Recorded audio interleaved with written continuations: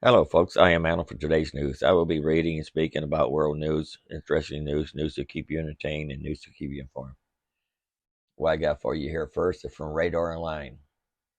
Fired Fox News producer Abby Grossberg reveals she has secret recordings relevant to Dominion $1.6 billion lawsuit against Embattled Network.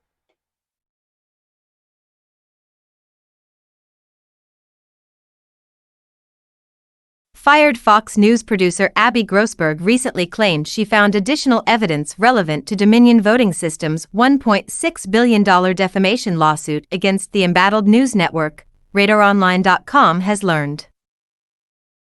In a striking development to come on the same day the Fox Dominion trial kicked off in Wilmington, Delaware on Tuesday, Grossberg revealed she discovered a cell phone with at least 2 secret recordings from the time of the 2020 presidential election. According to NBC News, which reviewed the recordings found on Grossberg's phone, one recording contains a November 7, 2020 phone interview Fox News host Maria Bartiromo had with Senator Ted Cruz, while another contains a November 13, 2020 interview with 2 sources claiming to have evidence of Dominion voter fraud. Abby Grossberg stands ready to do her part to ensure that justice is done, that those who are licensed and obligated to tell the truth and guide others to the truth do just that, Grossberg's lawyer, Jerry Filipatos, said in a statement Tuesday. As soon as possible and practicable, Ms. Grossberg will continue to set the record straight by telling all she knows to those who need to know, Filipatos added before announcing Grossberg is set to file a new statement with the Wilmington court as soon as Tuesday. Grossberg also claimed the lawyers representing Fox News failed to search this particular phone when carrying out their court-ordered discovery, despite being reminded about the additional cell phone numerous times. Tucker Carlson contradicts Fox News with false claims. I proactively and specifically disclosed to the Fox News attorneys that I used an app called Otter for work purposes during the relevant time period, Grossberg said regarding the app in which the 2 secret recordings were found. As RadarOnline.com previously reported, Grossberg was fired from Fox News in March after filing 2 lawsuits against the network over allegations the network coerced her into providing misleading testimony in the Dominion case. Meanwhile, Fox News claimed Grossberg was fired for divulging privileged information in the 2 lawsuits she filed last month. The news of the 2 secret recordings found on Grossberg's device came the same day the trial between Fox and Dominion launched in Wilmington. Dominion is suing Fox News for $1.6 billion over allegations the network promoted then-President Donald Trump's claims the 2020 presidential election was rigged against him using voting machines created by Dominion. Although Fox News reportedly tried to reach an out-of-court settlement with Dominion before the trial kicked off on Tuesday, those efforts failed and both parties were ordered to appear for opening statements in the nearly $2 billion case this week. Yep, I heard they actually did settle out of court. And let's go to the next one here. This is from Zero. The world wants to know what's Biden waiting for.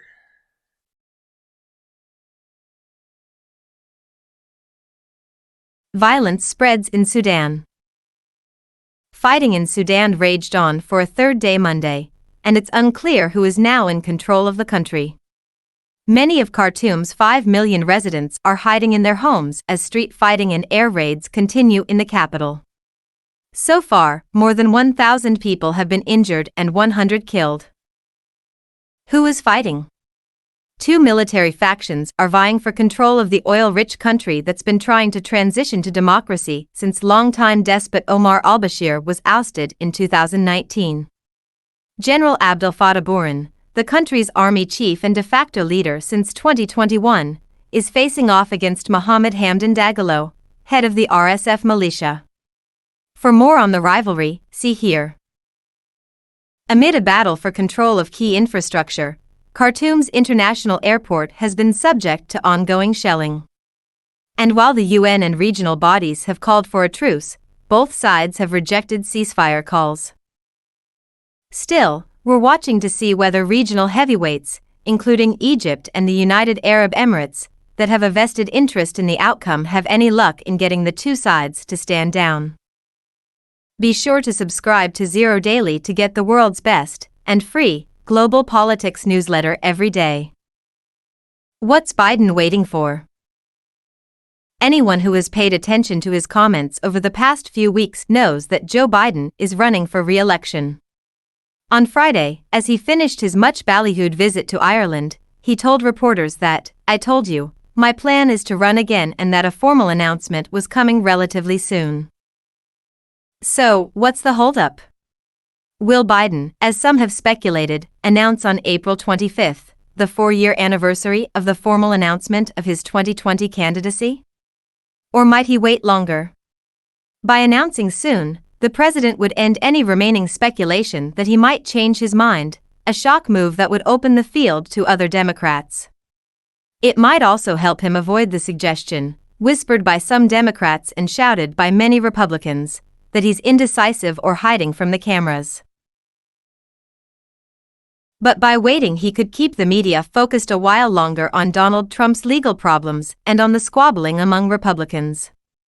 Why hurry, some ask, when Biden faces no viable challenge from within his party?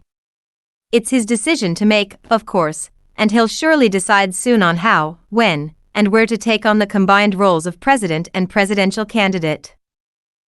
Russian foreign minister visits Latin America. Sergei Lavrov spent Monday in Brasilia, where recently elected President Lula da Silva has already irked Washington by both siding the Ukraine war and refusing to sell weapons to Kyiv. For Russia, it's no small thing that one of the world's largest democracies is at least sympathetic to the Kremlin's version of the Ukraine story. The fact that Russia exports lots of fertilizer to Brazil's powerful farm industry probably helps. S cracks down on China's foreign police stations. The U.S. Justice Department on Monday arrested 2 U.S. nationals of Chinese origin and charged them in connection with allegedly running a secret police station in New York City. Separately, the feds also accused 34 Chinese cops of using fake social media accounts to harass California-based dissidents. The indictments are part of a wider years-long DOJ probe into China's efforts to go after ethnic Chinese who are openly critical of Beijing in America. I'm going to read the rest of this in my description box if you like. Go on to the next one here. This is from Investor Place News. Stock market crash alert. Mark your calendars for a possible August crash.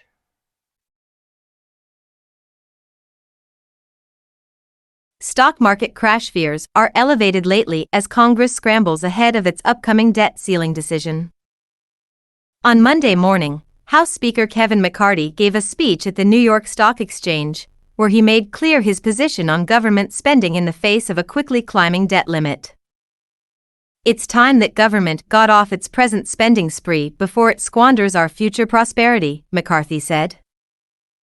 Like most Republicans, McCarthy will likely be forced to jump aboard legislation that raises the debt ceiling, but not without issuing some demands. McCarthy wants to cut spending back to the 2022 level while slowing the pace of future expenditures to just 1% growth annually through the next decade. Democrats have responded that they're still waiting on an actual budget plan from their Republican House colleagues and are open to negotiating. As it stands, the government is currently operating past the statutory debt limit, which it surpassed in January. Since then, the Treasury Department has been taking advantage of its extraordinary measures powers to delay payments to certain government pension plans and using cash reserves to pay down certain payables. Stock market crash alarm rings as government approaches potential default. A government default represents a worst-case outcome for the country as it operates past its debt limit. Indeed, Treasury Secretary Janet Yellen has stated the Treasury will likely exhaust its financial leverage early this summer. Although economists estimate a government default, referred to as X-date on Wall Street, wouldn't happen until August. The government's path forward depends on Congress coming to a mutually acceptable debt limit extension. For Republicans, the emphasis here is on mutually acceptable, as the party will likely have some conditions it will attempt to push through in exchange for compliance with the debt limit-raising legislation. Ralph Axel, rates strategist at Bank of America, remains unsure of the country's path forward in the face of the growing debt crisis. This would represent the first time in history that the U.S. would default on any of its obligations due to the debt ceiling law. And that's a little bit more to read. You can read the rest of this in my description box if you like. This is from 1945. Joe Biden, president, or head of a crime family. We might have a new mafia going on here. News is leaking out from behind the veil of lies the Democrats and their media allies have shrouded around that at least 6 more members of the Biden family have financially benefited from Hunter Biden's many illicit international schemes. This brings the total members of the Biden clan who've been enriched by Hunter's illegal activities to 9. The real question remains, what about the big guy? Representative James Comer, Republican Kentucky, has been leading the righteous investigation into the controversial first son. As he stated in a recent press conference about the revelations of more Biden family members benefiting from Hunter Biden's globetrotting activities, the Biden family enterprise is centered on Joe Biden's career and connections, and it has generated an exorbitant amount of money for the Biden family. Anatomy of corruption. And just who has paid for Hunter Biden's services? Multiplicity of bad actors from around the world, it turns out. It was Hunter who infamously sat on the board of Ukrainian energy conglomerate Burisma for years, at one point in his 5 years on the board, earning upwards of $80,000 a week. Other notable members of that board were none other than former CIA Counterterrorism Center, CTC, director, Grossberg Black. In fact, Burisma's board was a who's who of Western leaders, such as former Polish President Aleksander Kwasniewski. Burisma, the company in question, had long been under investigation by various Ukrainian governments for suspected corruption. Ukraine itself has long been listed as the most corrupt country in Europe. According to Daria Kaliniuk, the head of the non-governmental Anti-Corruption Action Center based in Kiev, Ukraine, the reason Burisma was inviting people with such names was to whitewash their reputation and to present themselves as a company doing legitimate business in Ukraine. More than that, however, I'd like to posit that Burisma was ensnaring individuals with deep connections to Western intelligence services in order to insulate the company from criminal prosecution. Critics of U.S. foreign policy toward Ukraine have long argued that Ukraine was little more than a money laundering spot for Western intelligence services. The presence of people like Grossberg Black and Hunter Biden lends some credence to these claims. After all, Hunter Biden has zero expertise in energy markets. But he does provide direct linkages for his clients to his powerful father. And for a fee, as we've seen, Hunter Biden is willing to connect those clients to his old man in the White House. Today, the world stands at the precipice of a nuclear world war because the United States continues beating the war drums in Ukraine, even as the rest of the world seeks a peaceful solution. It makes little strategic sense for the Americans under the leadership of President Joe Biden to have taken such a fanatical stance on such a small country, like Ukraine. Of course, if Joe Biden and the rest of his family had benefited from large payouts from powerful Ukrainians over the years, the 46th president's loyalty to Ukraine would have been purchased. Maybe Vladimir Putin should have spent more time buying Hunter Biden and his father and less time purchasing tanks to defeat Ukraine. The Bidens' problems look bad. The Chinese learned the lesson, too. Since the 1970s, when Joe Biden was first elected to the United States Senate, he was a supporter of normalizing relations with the People's Republic of China. It was Biden who, as a senator on the prestigious Senate Foreign Relations Committee, shepherded China's push to get into the World Trade Organization, WTO. For the record, the moment that China became a preferred trading partner with the United States and, later, a member of the WTO, China's rise into a major threat to the United States was assured. While his father was vice president in the Obama administration, Hunter Biden routinely traveled with Joe Biden aboard Air Force Two to China. As then Vice President Joe Biden was conducting affairs of state in China, his son was finalizing deals worth hundreds of millions of dollars with Chinese state-owned enterprises. A percentage of the money that Hunter made from setting up those transactions was siphoned off to Joe Biden. At least that's according to both a former business partner of Hunter's, Tony Bobulinski, as well as Hunter Biden himself. A leaked text message from 2019 has the first son complaining to his daughter, Naomi, about how Joe Biden was basically garnishing the first son's wages. "I hope you all can do what I did and pay for everything for this entire family for 30 years unlike, I won't make you give me half your salary." It is obvious to all but the most partisan hack that Hunter Biden is not only corrupt, but that he is a cutout for a much larger scheme involving his entire family, with his father as the unnamed ringleader. Or no, godfather. Joe Biden is the godfather of this illegal activity. I can't wait until they all get prosecuted. Go to the next one here. Okay. This is Star Insider. Conspiracy theories that turn out to be true.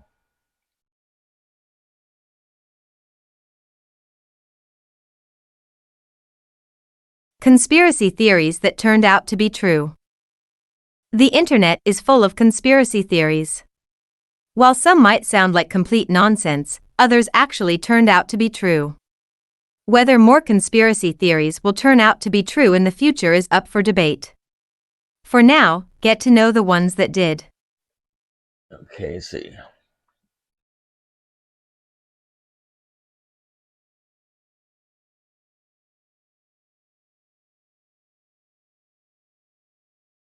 The Dalai Lama works for the CIA. According to declassified intelligence documents, the Dalai Lama earned $180,000 in connection with the CIA's funding of the Tibetan resistance in the 1960s. The aim was to disrupt China.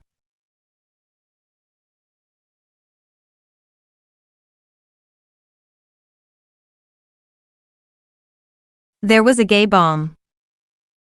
The U.S. Air Force did consider using pheromones as a weapon.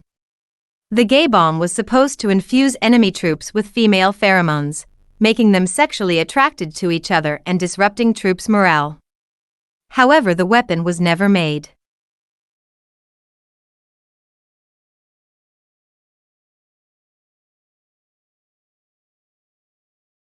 John Lennon was under surveillance.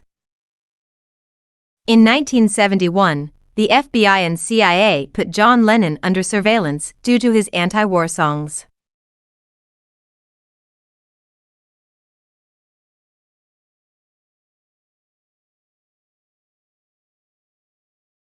Water changes frog sex. Radio host and conspiracy theorist Alex Jones claimed that chemicals in water are turning frogs gay. While the chemicals won't change a frog's sexual orientation, a study shows that exposure to a certain pesticide can actually change frog sex. Estrogen in suburban lakes can have the same effect.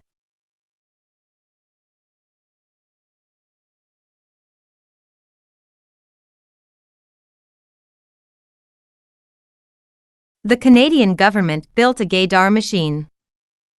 In the 1950s, the Canadian government developed the fruit machine to test for homosexuality in federal employees. The testing was done by exposing subjects to same-sex intimate images and analyzing pupil dilatation response. Many employees lost their jobs.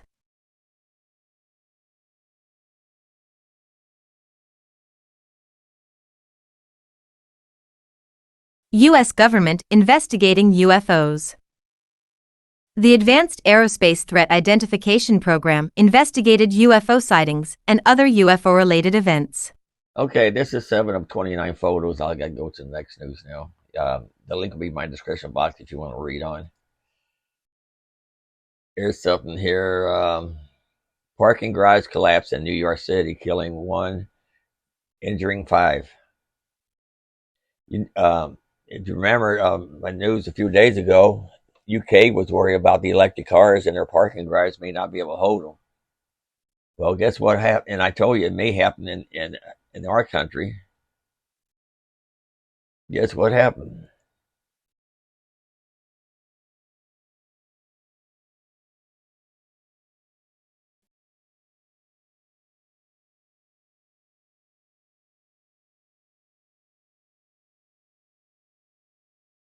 New York, AP. A parking garage collapsed Tuesday in Lower Manhattan's financial district, killing 1 worker, injuring 5 and crushing cars as concrete floors fell on top of each other like a stack of pancakes, officials said. Vehicles tumbled into what looked like a frozen stream of sedans and SUVs. People nearby described a fearsome rumbling, followed by screams. Ahmed Scott arrived to collect his car after work and found a disaster in the making. In a video he shot from across the street, someone off-camera yells, "Guard! 911! 911!" There's a building collapsing on an street, followed by the sound of something crumpling. About 45 seconds later, 2 women run out, saying the building fell while they were inside it. A man stands on a fire escape as bystanders try to figure out how to help him get down. He eventually did, Scott said. "I hope ain't nobody else in there," Scott recalled thinking, worrying for the garage workers he'd gotten to know. To Jadis Speller, a student at nearby Pace University, the collapse felt like an earthquake, like the earth opened up inside, like that's how violent it was. Other students described seeing cars falling in the building. And there's more to read if you want to read more about it. They got 15 photos here of the incident.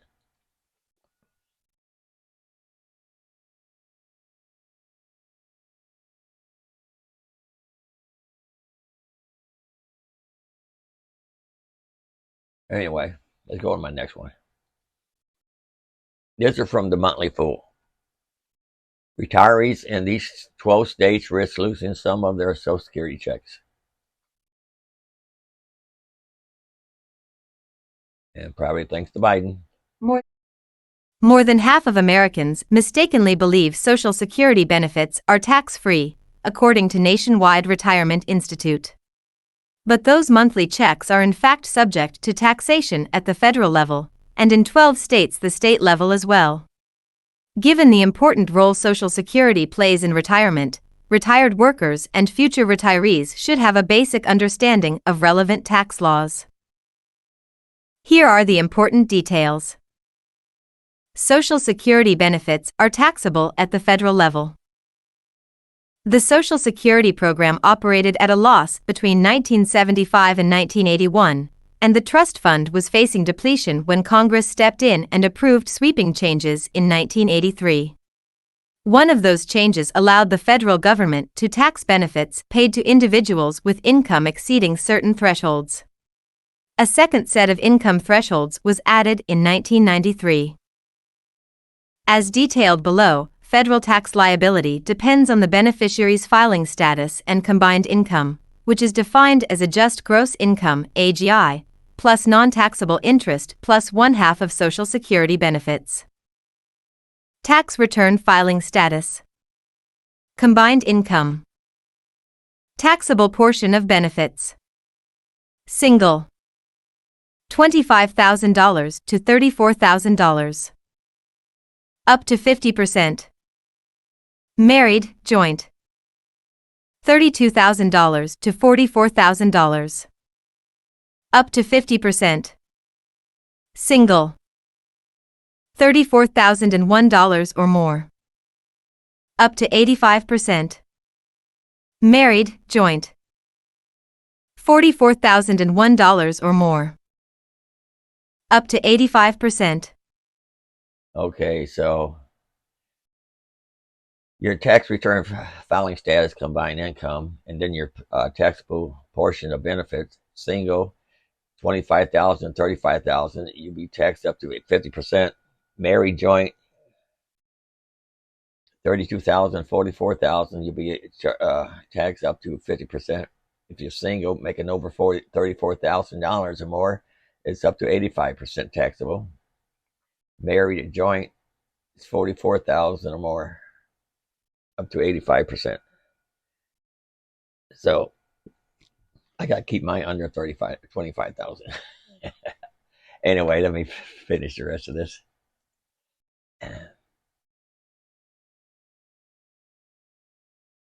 Social Security benefits are also taxable in 12 states. Currently, 12 states tax Social Security income, but that figure will fall to 11 by 2025. Details are provided below. As a caveat, readers should be aware that state tax laws often change from one year to the next. Colorado, the state tax rate is 4.4%, but taxpayers aged 65 and older can deduct all federally taxable Social Security income.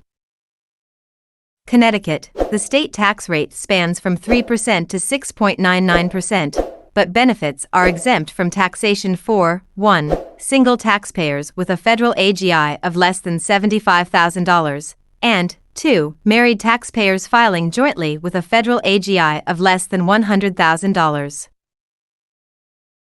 Kansas, the state tax rate spans from 3.1% to 5.7%, but benefits are exempt from taxation for taxpayers with a federal AGI equal to or less than $75,000.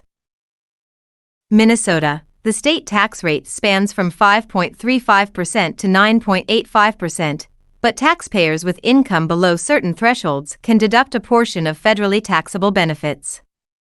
The maximum deduction is $4,560 for single taxpayers, $5,840 for married taxpayers filing jointly, and $2,920 for married taxpayers filing separately.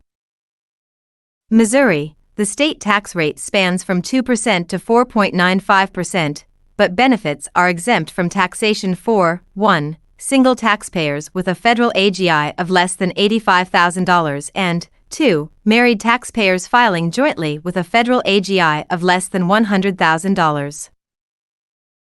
Montana, the state tax rate currently spans from 1% to 6.75%, but the range will become 4.7% to 6.5% beginning in 2024. At that point, Montana will tax Social Security benefits to the same extent as the federal government. Nebraska, the state tax rate spans from 2.46% to 6.64%, but benefits are exempt from taxation for 1. Single taxpayers with a federal AGI equal to or less than $45,790, and 2. Married taxpayers filing jointly with a federal AGI equal to or less than $61,760. Additionally, Nebraska will completely phase out the taxation of Social Security benefits by 2025. New Mexico, the state tax rate spans from 1.7% to 5.9%, but benefits are exempt from taxation for 1. Single taxpayers with a federal AGI equal to or less than $100,000, and 2. Married taxpayers filing jointly with a federal AGI equal to or less than $150,000. Rhode Island, the state tax rate spans from 3.75% to 5.99%, but benefits are exempt from taxation for 1. Single taxpayers with a federal AGI equal to or less than $95,800, and 2. Married taxpayers filing jointly with a federal AGI equal to or less than $119,750. Utah, the state tax rate is 4.85%, but Utah offers a tax credit to 1. Single taxpayers with a modified AGI equal to or less than $45,000, and 2. Married taxpayers filing jointly with a modified AGI equal to or less than $75,000.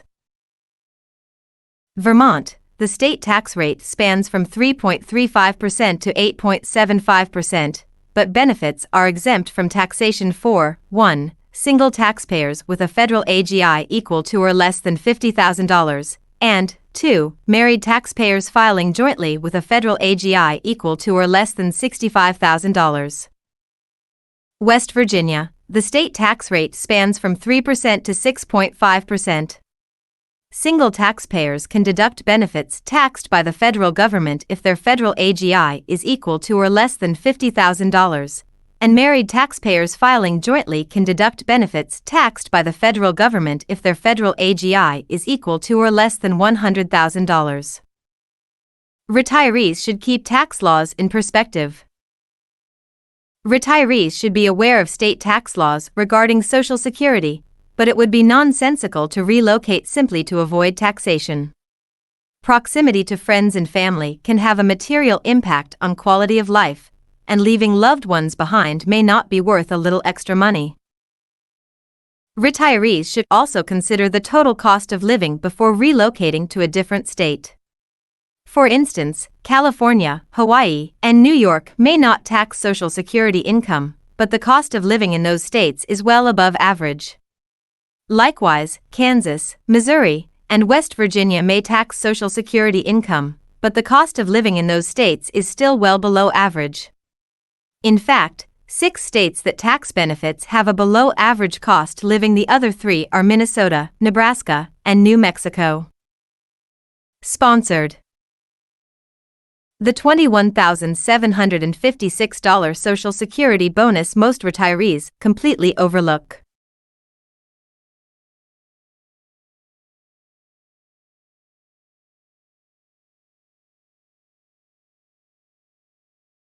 If you're like most Americans, you're a few years, or more, behind on your retirement savings. But a handful of little-known Social Security secrets could help ensure a boost in your retirement income.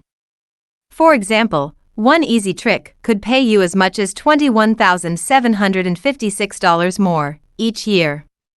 Once you learn how to maximize your Social Security benefits, we think you could retire confidently with the peace of mind we're all after. Okay, we're going to the next one here now. This from CNET. Postage prices just went up again. Here's how much stamps will cost now. The U.S. Postal Service raised the price of stamps on Sunday, with a first-class stamp going from 60 to 63 cents. Here's what you need to know about stamp prices, including what the new rates are. Prices for international mail and metered letters also rose, as did fees for post office boxes, money orders, and other special services. Stamps just rose to 60 cents in July 2022, up from 58 cents. The National Postal Policy Council, a trade association for corporations that use stamped mail, called the back-to-back increases unwelcome burdens. But the Postal Service says the new rates are still competitive.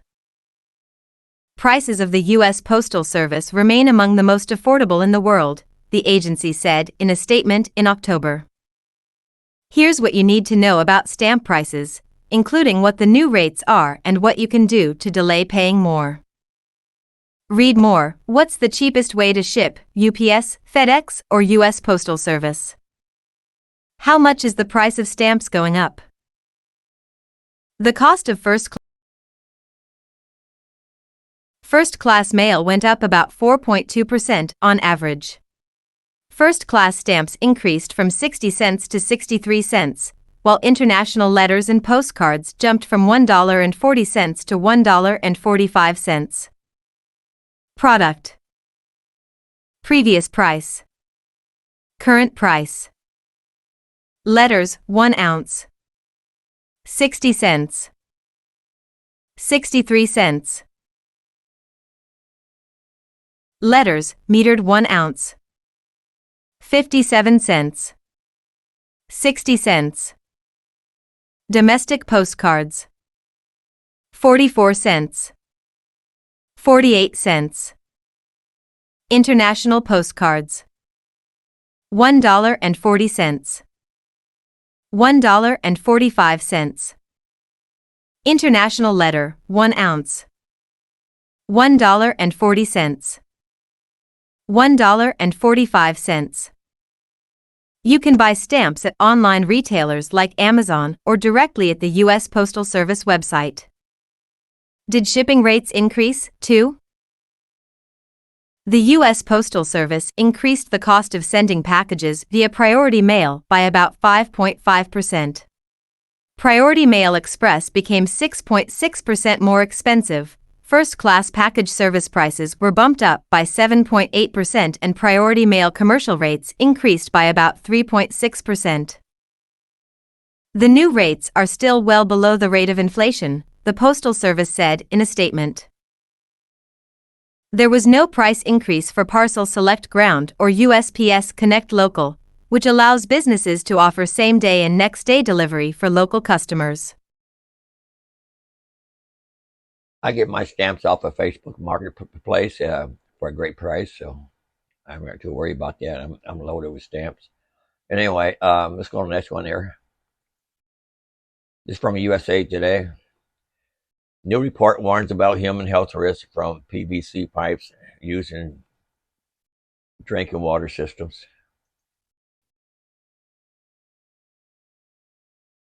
A report released Tuesday by a coalition of U.S. environmental advocacy groups warned of the health risks of PVC plastic and urged public officials against using the material in community drinking water pipes.